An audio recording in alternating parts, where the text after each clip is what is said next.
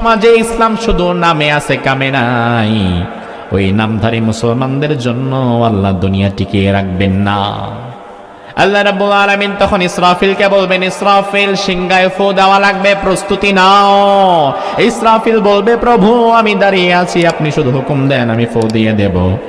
বিশ্বনবী বললেন, ইসরাফিল যেদিন সিংহায় ফু দিবে ওই দিনটা হবে জুমাবার। কি বার? শুক্রবার। শুক্রবারে আল্লাহ তাআলা ইসরাফিলকে প্রথম সিংহায় ফু দিতে বলবে।